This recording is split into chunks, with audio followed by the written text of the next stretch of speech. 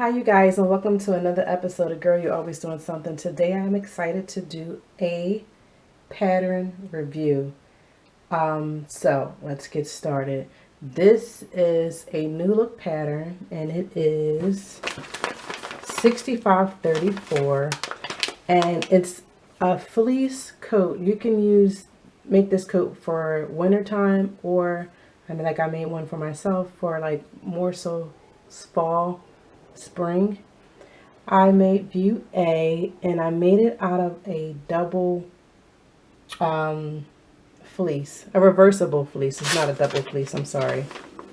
In the back, it has all the different instructions for if you want to make coat A, B, C, or D. Make sure you pay attention to all the notions and everything that's inside the envelope.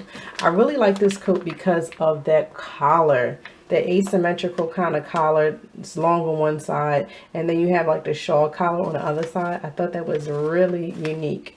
Now with this pattern, it was challenging. It said it was easy to sew for maybe a beginner seamstress, but I don't think so. I think you need to be a little bit more advanced than a novice seamstress in order to do this coat. The collar was the tricky part for me. So let me get into what kind of fabric I used. And I'm trying to stay in frame. I'm using my tripod. I'm so excited that I'm learning how to use my tripod better.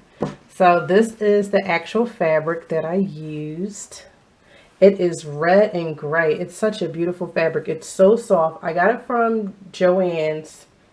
I think it was about $15 a yard or $30 a yard, but I did get it on sale. You know, Joann's is very expensive with fabric sometimes, but if you catch a sale, it can be a good sale. So this is what I use. So let's get right into the pattern review of me actually showing you what I did and how the coat came out.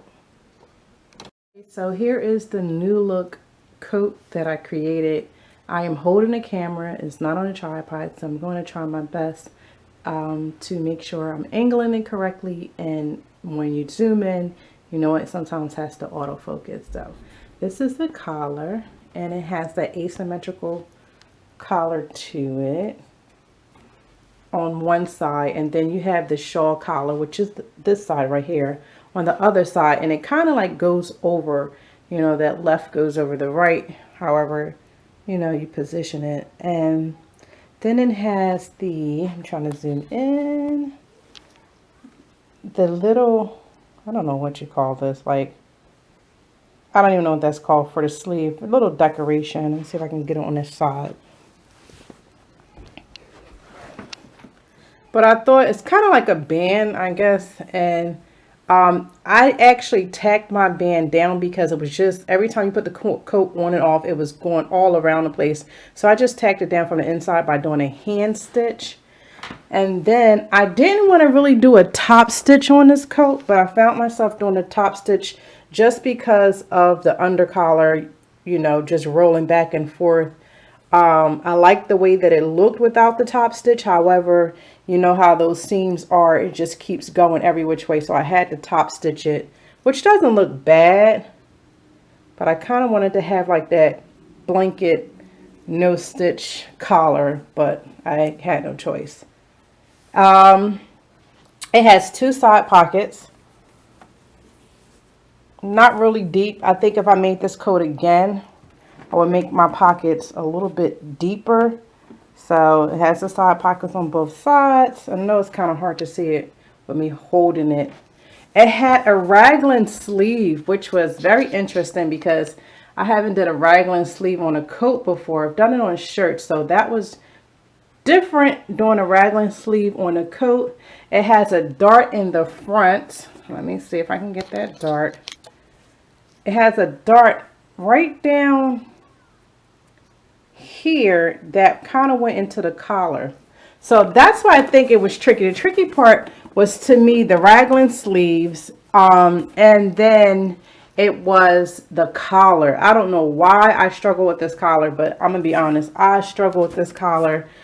I had to I did the whole jacket, and then I was trying to follow the instructions, and it was just really challenging. I had to walk away for a day go home, think about it, sleep on it, and then the next day I was like, oh, I got it, you know.